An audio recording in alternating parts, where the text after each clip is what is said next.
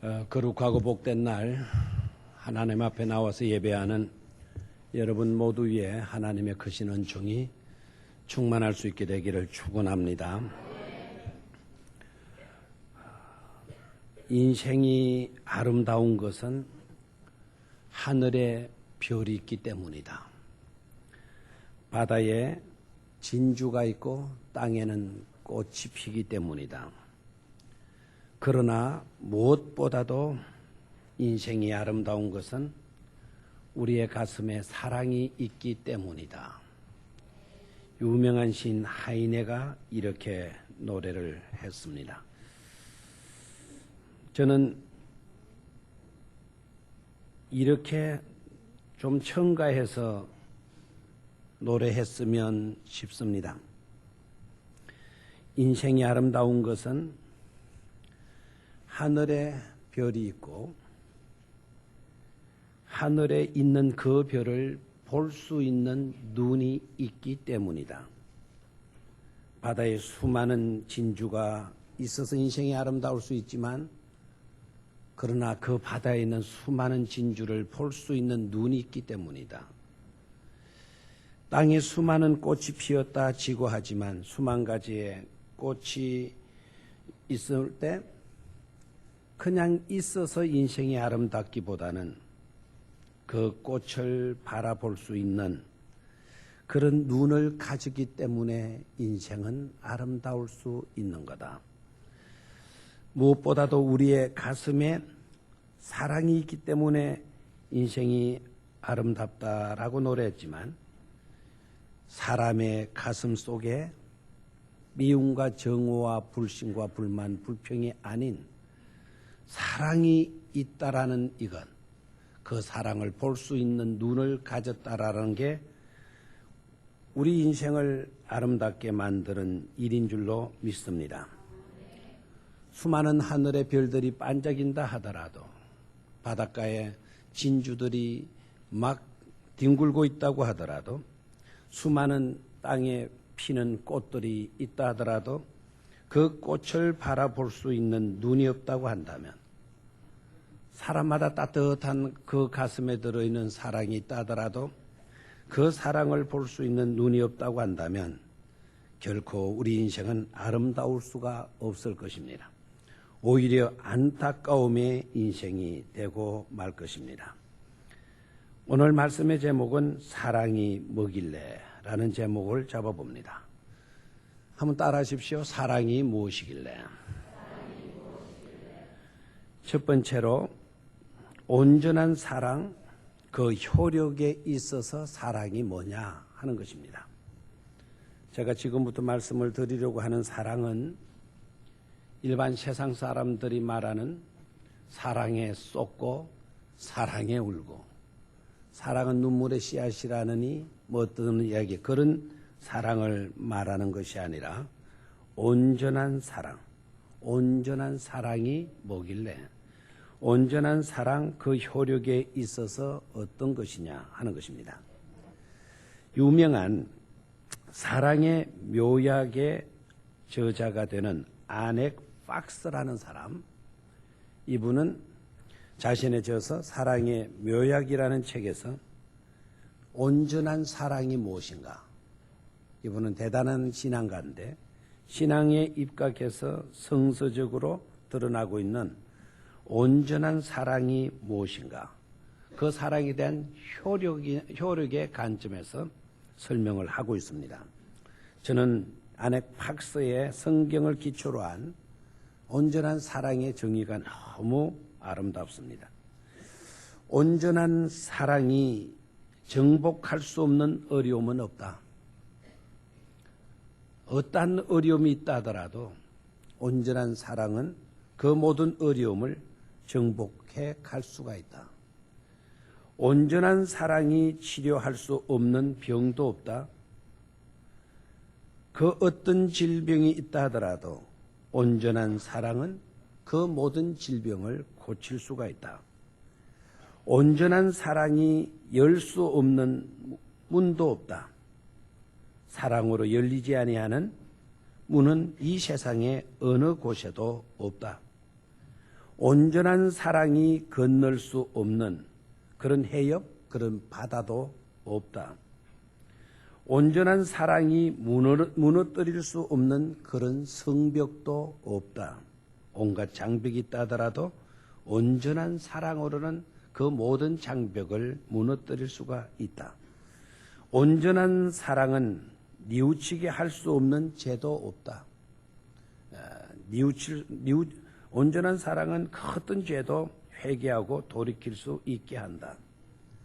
근심의 뿌리가 얼마나 깊은지는 모르나 그러나 그것조차도 문제가 되지 않는다.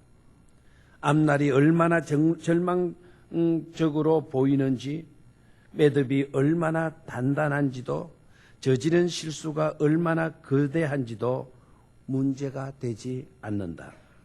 온전한 사랑은 그러한 모든 것들을 녹여버릴 것이기 때문이다 라고 정의를 했습니다.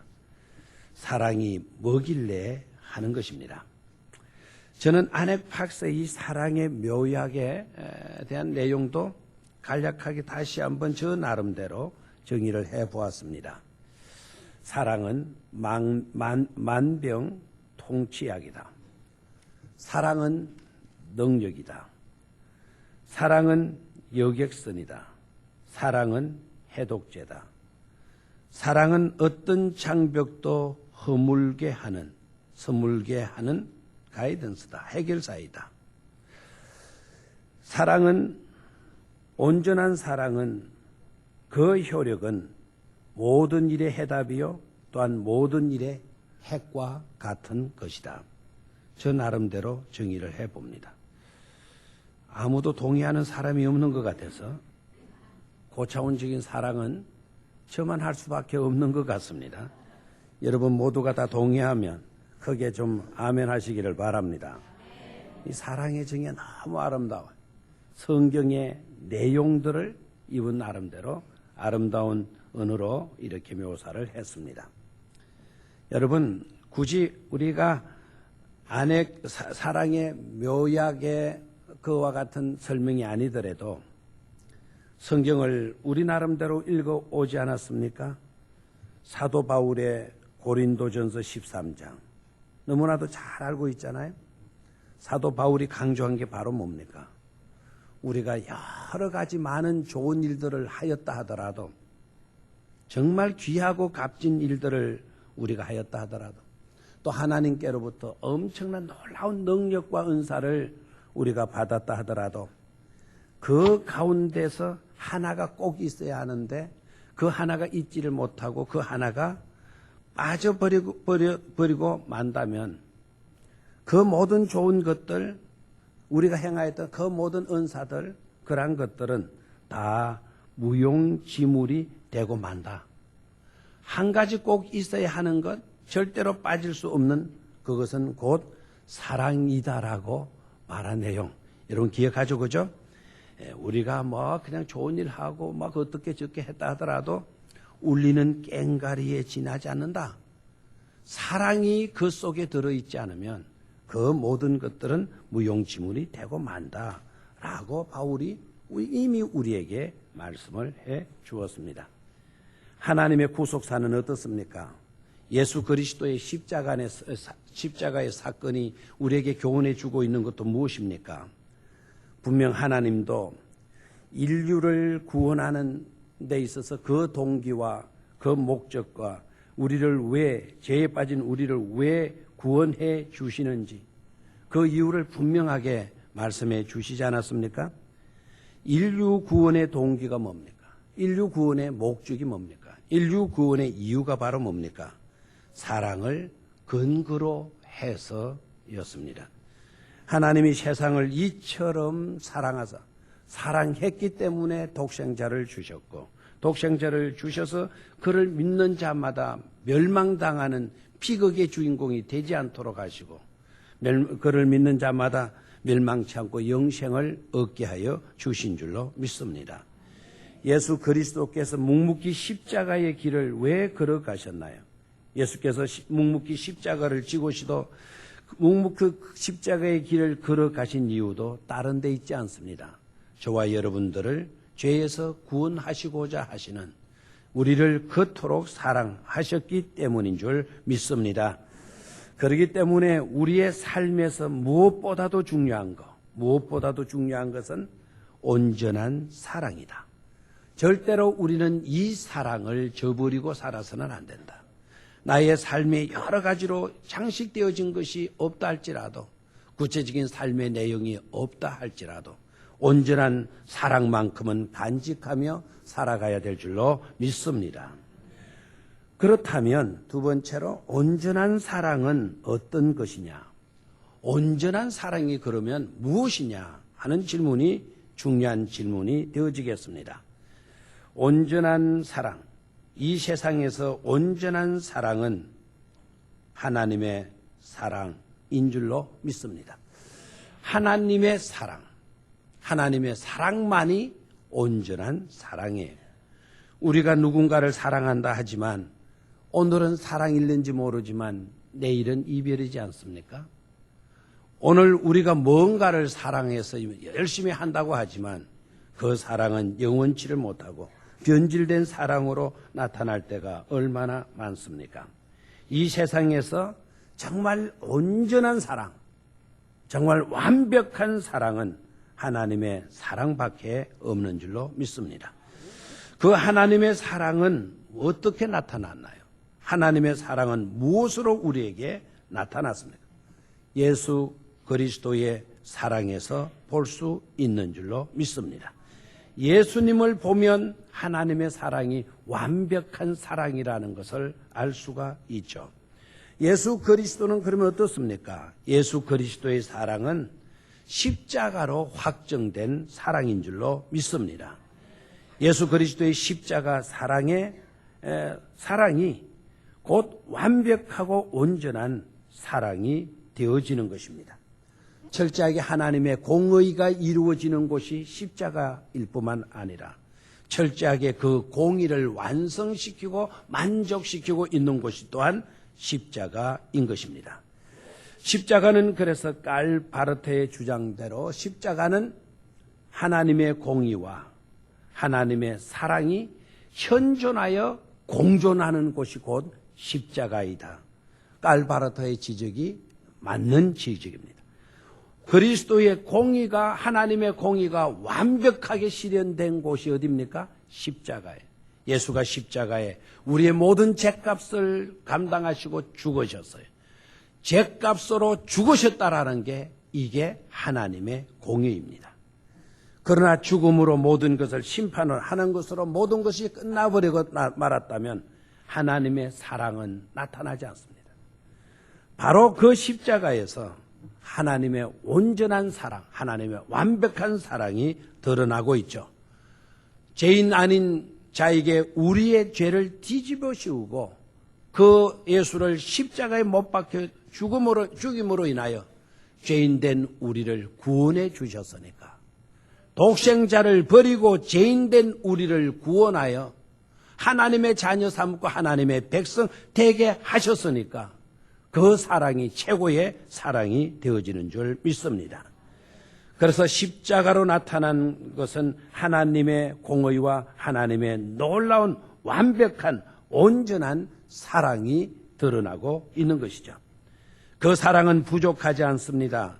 그 사랑은 문제가 있는 사랑이 아닙니다. 그 사랑은 부분적인 사랑이 결코 아니지 않습니까?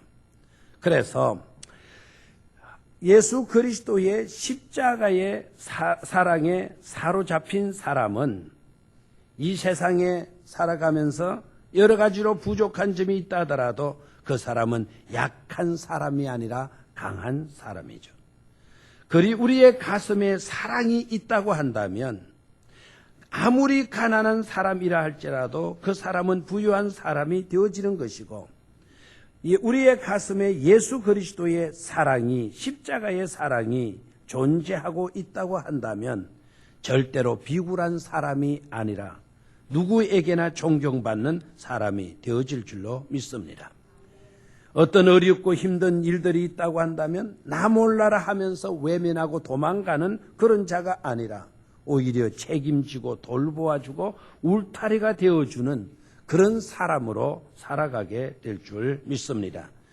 우리의 가슴에 그 사랑이 우리에게 주어지고 있다고 한다면 움켜쥐는 사람 삶이 아니라 오히려 모든 것을 비워주고 오히려 모든 것을 희생을 하지만 그 희생을 통하여서 오히려 기뻐하는 사람이 되어진 줄로 믿습니다. 우리의 가슴에 있는 그 사랑은 모든 것을 부정하고 배척하고 비판적인 사람이 되게 하는 것이 아니라 오히려 모든 것을 수용하고 긍정하고 가장 영향력 있는 사람으로 넉넉한 사람으로 만들어 주는 줄로 믿습니다. 그래서 온전한 예수님의 그 사랑에 저와 여러분들이 사로잡힐 수 있어야 될 것입니다. 그 사랑을 추구하고 그 사랑을 우리 가슴 속에 간직할 수 있도록 우리는 하나님의 전적인 은혜를 구하여야 될 줄로 믿습니다. 온전한 예수님의 그 사랑에 사로잡히기만 하면 어떤 변화도 가능할 수가 있어요. 어떤 일도 우리는 이루어 갈 수가 있는 줄 믿습니다. 막스 베어라고 하는 사람이 행복한 위선자라는 책을 썼어요. 그 책의 주인공으로 등장하는 남자가 헨리라고 하는 남자입니다. 이 남자는 너무나 못생겼어요. 못생긴 정도가 아니라 아예 얼굴 모습이 추악한 모습이었어요. 너무 못생긴 거예요. 너무 추악하게 생기다 보니까 사람들이 자기만 보면 막 그냥 눈을 둥그레 뜨고 겁시에 질리는 거예요. 겁시에. 너무 추악하게 생겼으니까. 그런데 이 헨리라고 하는 사람, 못생긴 추악한 얼굴을 가진 이 사람이 굉장한 열등의식 스트레스를 받고 있다가 한 번은 지나가는 리얼이라고 하는 소녀아이를 만나게 돼요. 그 소녀아이를 만나게 되면서 굉장한 사랑의 열정이 막 불붙기 시작하는 거예요. 슈피드의 하사를 맞은 것처럼 이 소녀에게 완전히 빠져버렸어요. 그래서 용기를 내어서 리얼이라고 하는 소녀에게 프로포즈를 한 거예요. 이 리얼이라고 하는 소녀가 느닷없이 프로포즈하는 한 남자의 얼굴을 쳐다보는 순간 기겁을 하고 그냥 와 비명을 지르면서 도망가 버리고 말았어요. 그러니까 헨리는 더욱더 열등의식에 빠질 수밖에 없었죠. 날이면 날마다 그냥 술타령이나 하고 비관해서 지내는데 그럴 때 헨리의 친한 친구가 딱 오더니 너무 딱한 거예요. 그리고 그간에 있었던 그 일들을 다 듣고는 하나 제안을 합니다. 네가 어떻게 생각하는지 모르지만 이렇게 해보는 것이 어떻겠냐. 저쪽 도시 어느 곳에 가면 정말 너무나 가면을 잘 만드는 그런 점포가 있다고 한다. 네가 거기에 가서 가면을 하나 사서 가면을 쓰고 다니면 어떻겠냐. 그 가면은 자비롭고 멋있고 섬세하고 다정다감한 그와 같은 가면을 쓰면 어떻겠냐. 헨리가 그 소리를 딱 듣고는 길은 그것밖에 없다. 그 소리가 꼭 하나님께서 들려주시는 음성같이 들려지더라는 거예요. 그래서 돈을 준비해서 그 도시로 갔어요. 저는 그 가면집이 있어요.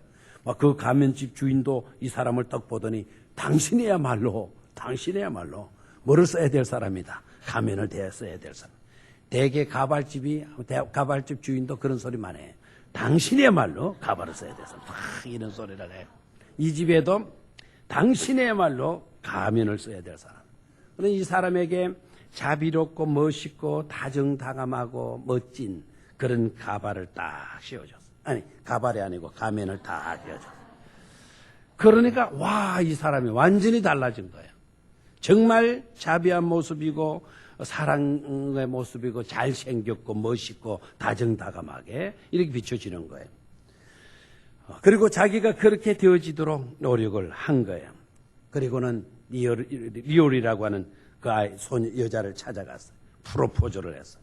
프로포즈를 했더니 이 리올이가 옛날에 취한 그런 사람인 줄도 모르고 너무 멋지거든요. 너무 잘생겼고 자비 있고 인자하게 생기고 다정다감하니까 그 프로포즈를 받아들여서 둘이가 결혼을 했어요. 가정을 이루어서 결혼을 하는데 헬리라고 하는 이분은 가면을 쓴 채로 살아가는 거예요.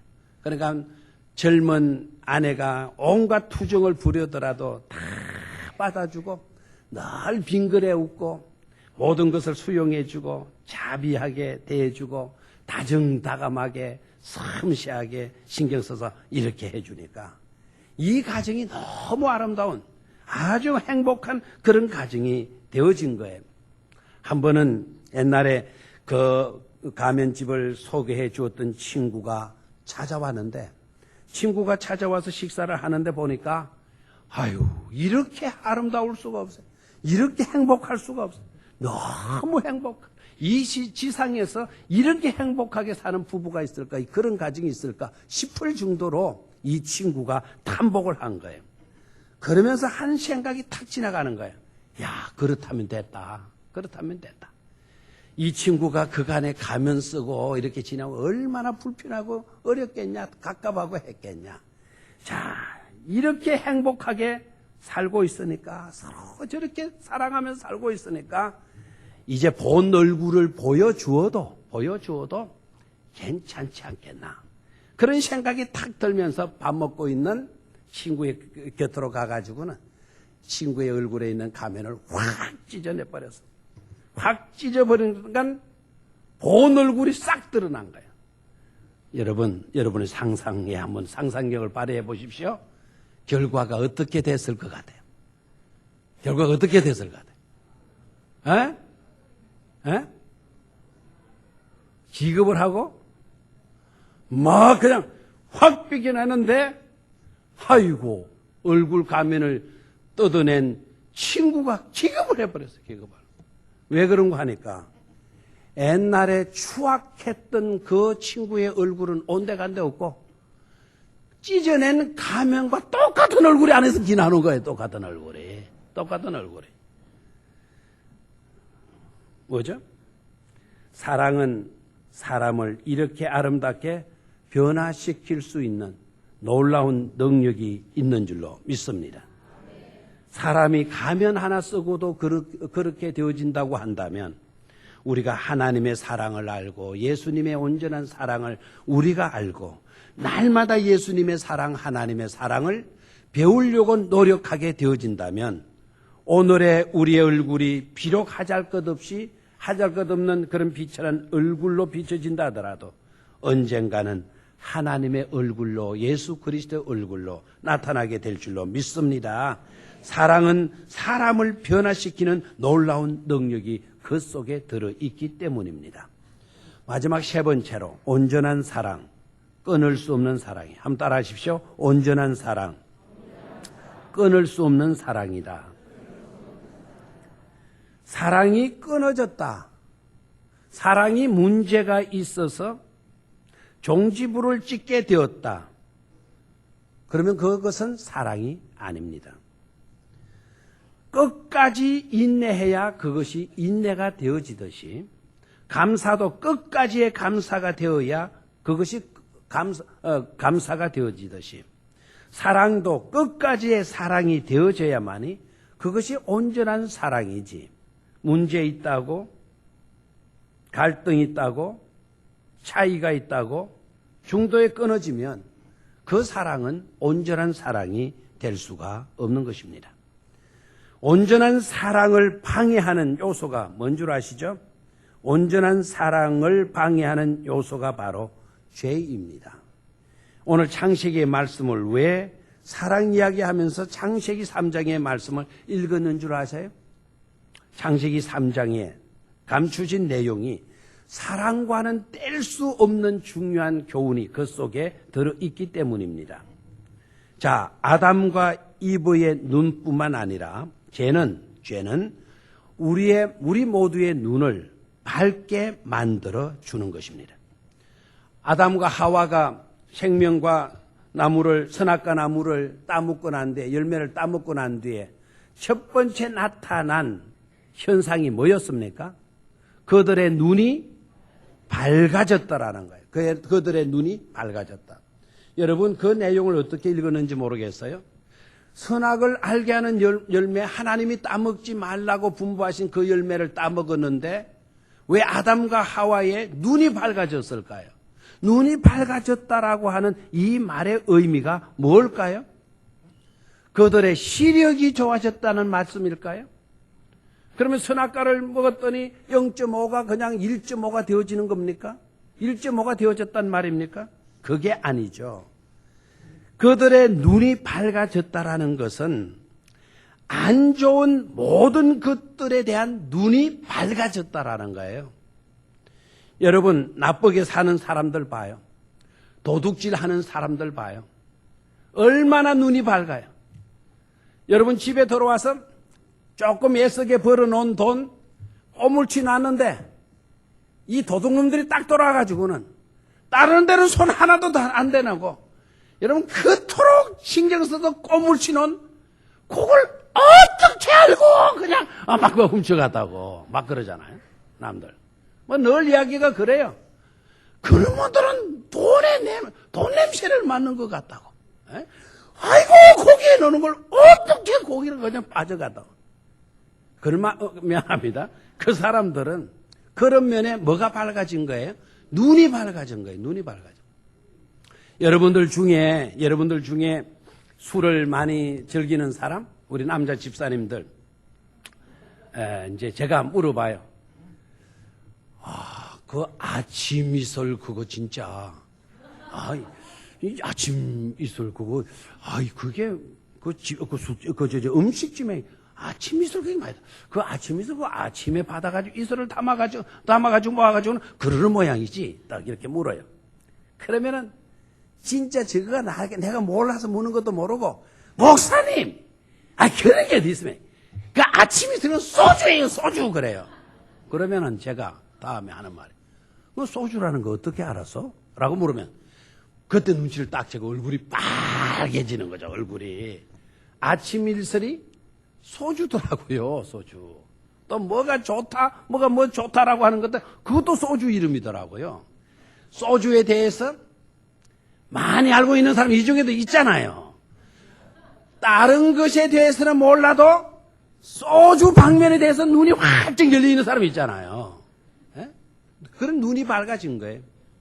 그들의 눈이 밝아졌다라는 것은 죄 짓는 것, 안 좋은 것, 잘못된 것, 사람들의 단점을 보고 흉을 보는 그런 일들에 대해서 뭐가 밝아졌어요? 눈이 밝아지는 거예요.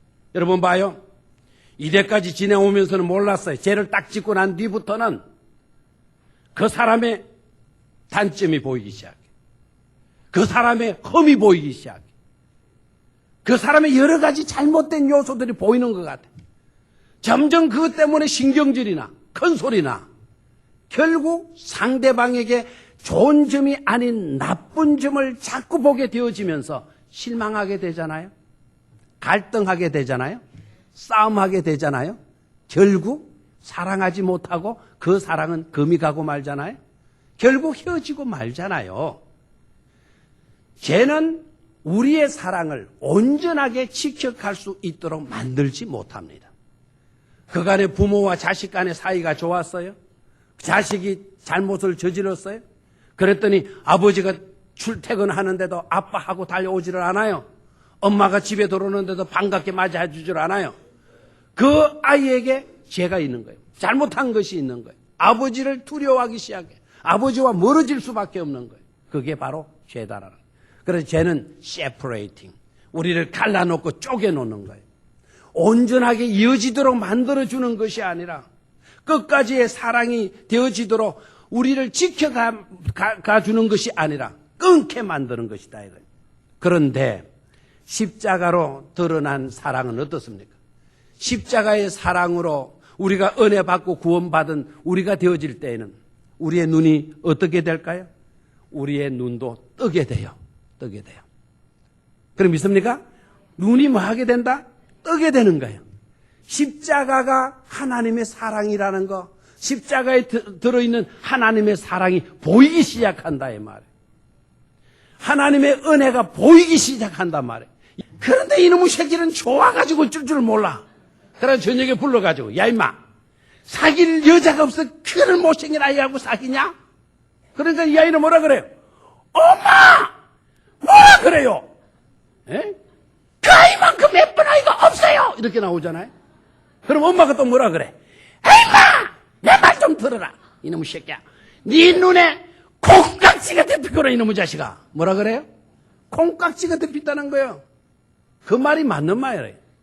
네 눈에 콩깍지가 덮인 거예요. 그런데 엄마가 말하는 콩깍지하고 이 아들이 씹혀진 그 콩깍지하고는 다르죠. 이 아이에게 덮여진 콩깍지는 그 아가씨의 부족을 보는 눈은 다 콩깍지로 덮여져 버렸어. 코가 납작한 것도 콩깍지가 덮어놨고 성격이 좀 모난 것도 있어도 콩깍지로 다 덮어놨어. 모든 게 뭐로 보여요? 좋은 거로만 보이는 거예요. 사랑으로만 보이는 거예요. 그러니까 어떻게 돼요? 아무리 엄마가 사귀지 마라 그래도 엄마 그럴 수 없어요. 걔랑 나랑은요 끊을 수 없는 사랑으로 나누고 있어요 이러잖아요. 끊을 수 없는 사랑. 왜요? 좋은 점만 보이니까. 모든 것이 아름답게 보이니까. 아멘입니까? 십자가의 사랑으로 우리가 눈이 떠지게 되어졌다라는 것은 좋은 점은 바라보게 되되 안 좋은 점은 전부 다 콩깍지로 덮여지는 것을 의미한다는 것을 깨닫기를 축원합니다. 그리고 또한 창세기 3장에 나오는 또 사랑을 깨놓는 것이 있죠.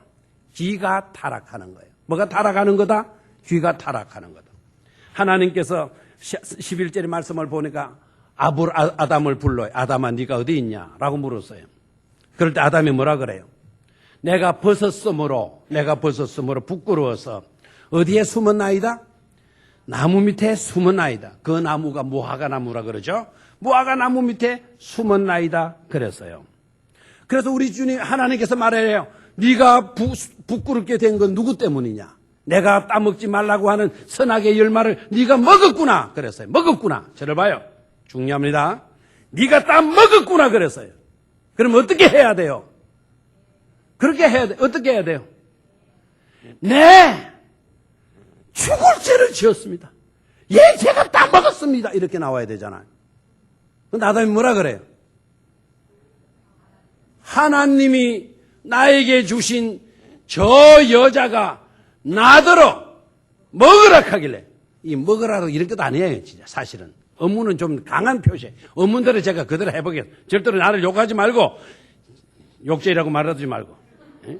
저 하나님께서 저에게 주신 저 여자가 나더러 안 먹으라 했는데도 자꾸 처먹으라 하길래 내가 처먹었을 뿐입니다. 이러잖아요. 정말. 자, 여기에서 잘 들어요. 그 말이 사실이에요? 틀린 말이에요? 하나도 틀린 말 아닙니다. 사실입니다. 그러나 보십시오. 사랑이 깨지게 되면 우리에게 비롯되어지는 현상이 뭐로 나타나는가 봐요. 하나님의 책임으로 들려. 내가 이렇게 된 거는 1차적인 책임은 하나님 때문이다라는 거예요. 2차적인 책임은 하나님께서 주신 저 여자 때문이라는 거예요. 여자. 잘 보십시오. 여자는 누구입니까? 내 아내라고 말도 하지 않았어요. 제 아내 때문입니다라고도 말하죠. 저 여자 때문이라 그랬어요. 왜 저 여자가 되는 겁니까? 하나님께서 하와를 만들어서 손을 잡고 아담에게로 데리고 왔을 때 아담이 하나님의 손에 쥐어져 있는 그 하와를 바라보면서 감동이 되어서 너무너무 황홀해서 이는 내 뼈 중에 뼈요 내 살 중에 살이로다라고 고백했잖아요. 그렇게 고백했던 축복 덩어리가 왜 저주 덩어리로 바뀌어지는 것입니까? 그리고 둘이 한 몸을 이룰지니라 그랬는데 왜 저 여자가 되어지는 겁니까? 바로 나인데 내 아내인데 하나가 되었는데 왜 저 여자 때문이라고 말을 하는 것입니까? 바로 이것입니다. 온전한 사랑을 깨트려버린 것이죠. 여러분, 우리가 책임을 지려고 하지 않게 되게 되면 끊을 수 없는 사랑은 무색한 것이 되어버립니다.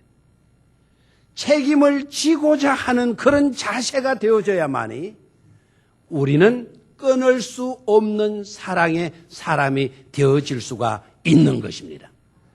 사람이 사람답다, 신앙인이 신앙인답다라고 말을 했을 때 다른 것을 생각하지 마십시오. 사람이 사람답다, 신앙인이 신앙인답다라고 하는 그 내용은 책임지는 데 있다 이 말입니다.